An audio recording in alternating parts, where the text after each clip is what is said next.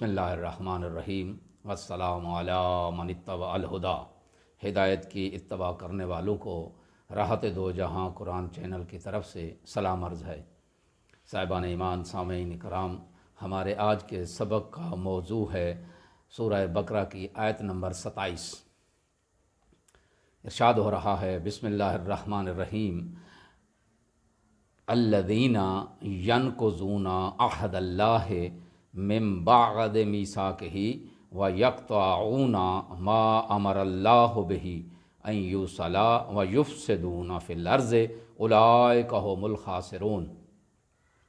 اس کا ترجمہ یہ ہے، جو یعنی فاسقین اللہ کے ساتھ محکم عہد باندھنے کے بعد اسے توڑ دیتے ہیں اور اللہ نے جس رشتے کو قائم رکھنے کا حکم دیا ہے اسے قطع کر دیتے ہیں اور زمین میں فساد پھیلاتے ہیں، یہی لوگ نقصان اٹھانے والے ہیں۔ اس آیت میں لفظ ناقضہ اور میثاق، یہ دو لفظ جو ہے نا استعمال ہو، ینقضون اس سے ناقضہ یعنی کسی چیز کو گرانا، عمارت کا گرانا یا کسی چیز کا توڑ دینا، جیسے ہڈی کا توڑ دینا یا رسی کا توڑ دینا یا عہد کا توڑ دینے کے معنی میں بھی استعمال ہوتا ہے۔ آگے لفظ میثاق، میثاق لفظ جو ہے یہ وثاقت سے ماخوذ ہے۔ وثاق اس رسی کو کہتے ہیں جس سے کسی بوجھ کو بآسانی اٹھانے کے لیے گٹھا باندھ دیا جاتا ہے، اس کو وثاق کہتے ہیں۔ اسی بنا پر یہ لفظ عہد کے لیے بھی استعمال ہونے لگا ہے، جو آپس میں باندھا جاتا ہے۔ اس آیت کی تفسیر یوں ہے کہ اس آیت میں فاسقین کی 3 علامتیں بتائی گئی ہیں۔ ان میں جو پہلی علامت ہے وہ ہے عہد شکنی۔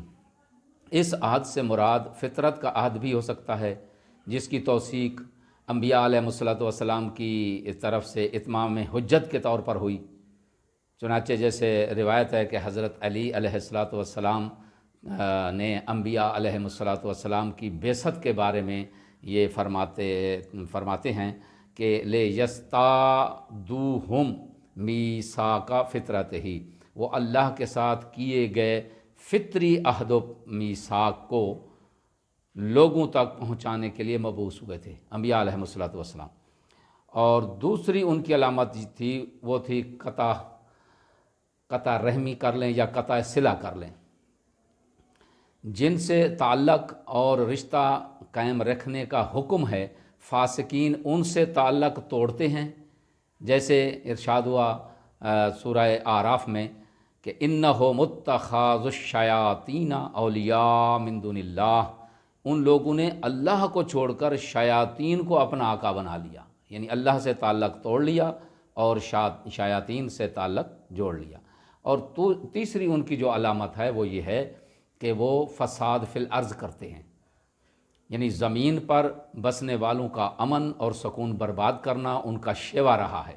اور آج بھی قرائے ارض پر جہاں کہیں فتنہ و فساد برپا ہے، اس میں در پردہ یا ظاہری طور پر فاسقین ہی کا عمل دخل ہے۔ اور اس آیت میں بیان ہونے والا نقطہ بھی صرف ایک ہی ہے، اور وہ یہی اہم نقطہ ہے کہ فاسق عہد خدا کو توڑنے اور فساد فی الارض کے نتیجے میں گمراہ ہو کر خسارے میں پڑ جاتے ہیں۔ خداوند عالم ہم سب کو فسق و فجور سے محفوظ فرمائے۔ وما علینا الا البلاغ المبین۔